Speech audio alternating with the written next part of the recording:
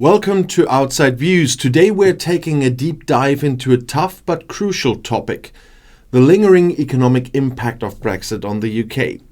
Now, it's been years since the UK officially left the EU, and while we've seen some immediate effects, it turns out the worst may still be ahead. Yes, you heard that right. According to recent government assessments, Britain has only experienced about 40% of the economic pain that Brexit is expected to bring. That means a staggering 60% of the projected impact is still on its way. So let's break down what it means, why these effects are yet to come, and how Britain might prepare for them, if that's even possible. To start, let's look at the numbers. The Treasury Minister Tulip Siddiq recently made headlines when she laid out some stark figures from the Office for Budget Responsibility, or the OBR. According to their forecast, Brexit is expected to shrink the UK economy by 4% in the long run. And that's not just a minor adjustment.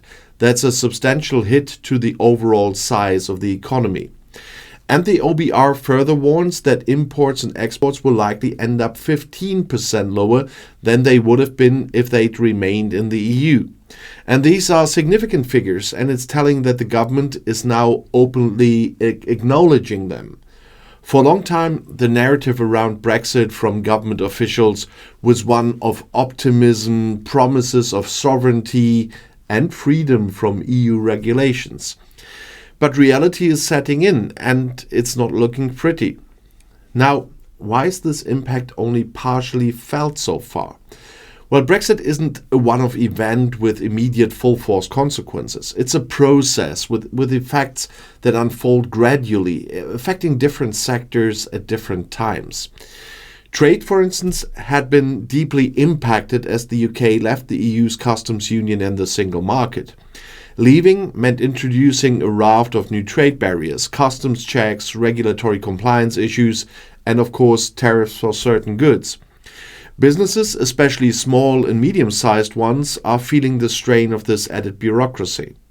The cost of doing business with Europe has gone up, and for many, the benefit of trading with the EU is outweighed by these new costs, only new for them, by the way. And yet, this shift has only just begun to hit full swing. As businesses adjust or fail to adjust, we'll see a further slowdown in trade growth.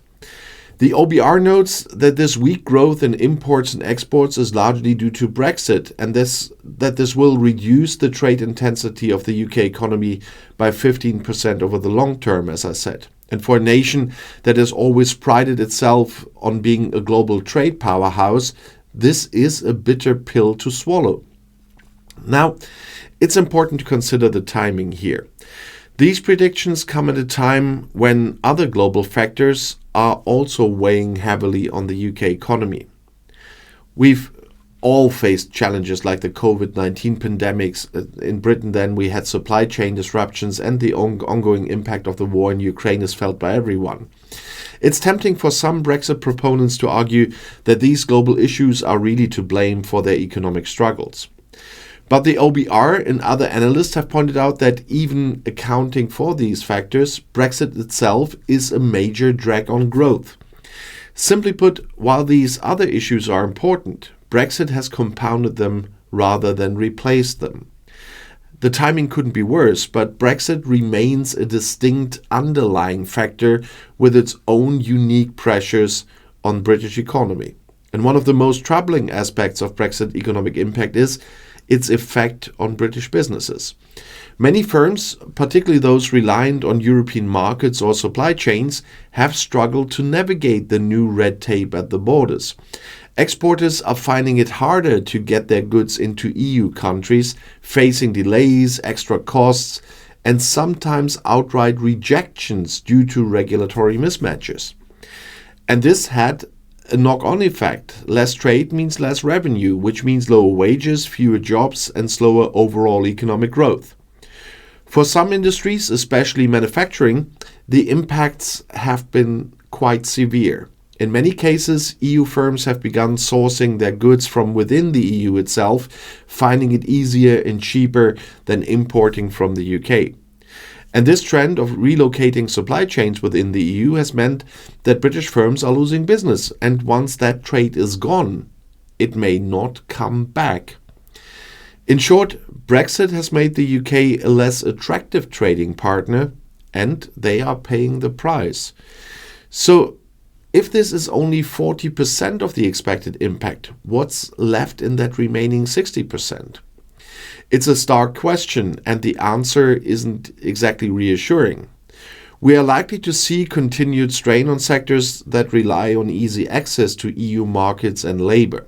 And that includes everything from agriculture, where seasonal EU labor is now harder to come by, to tech and finance, where EU clients are essential for growth.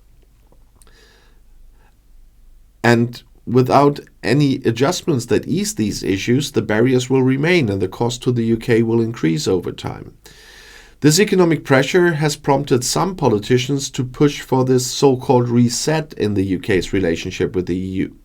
Labour leader Keir Starmer, for instance, has signalled his intention to improve ties with the EU, though he's been clear that this won't mean rejoining the single market or the customs union.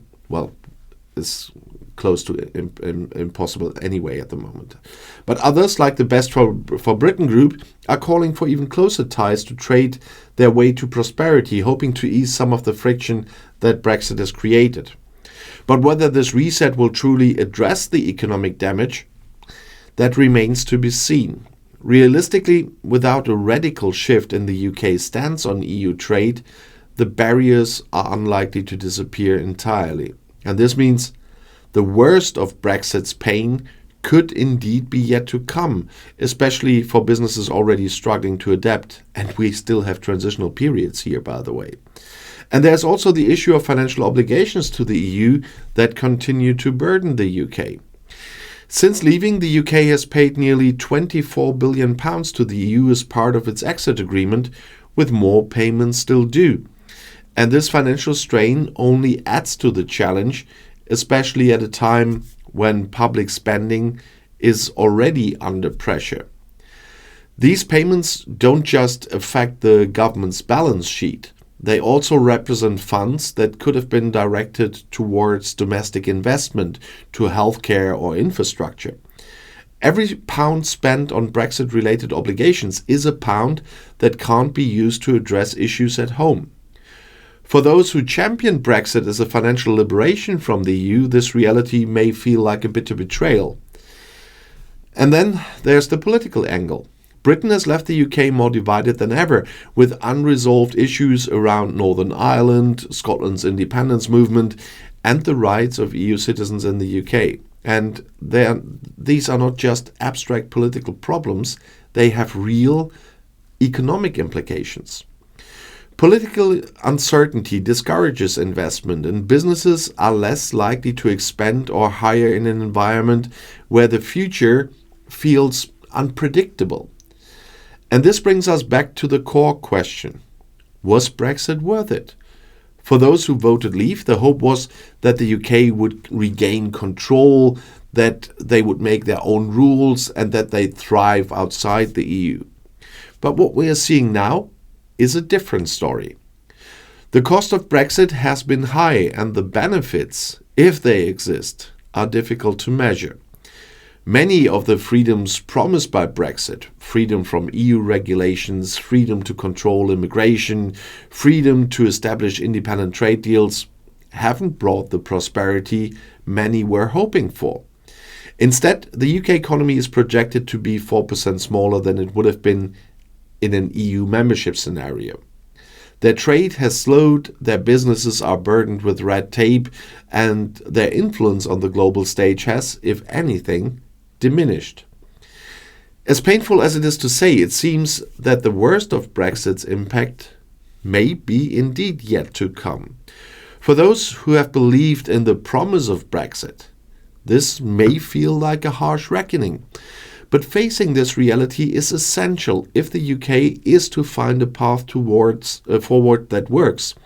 This isn't about undoing Brexit. That ship has sailed.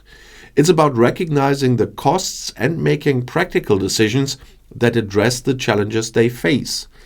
The UK will need to work hard to rebuild its economic foundations, to make itself attractive to investors, and to repair some of the relationships that Brexit has strained.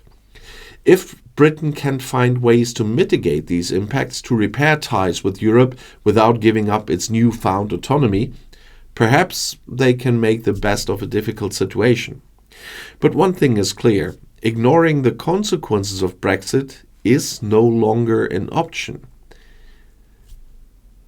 Everybody in the UK has to confront the reality that, for better or worse, the economic pain is far from over.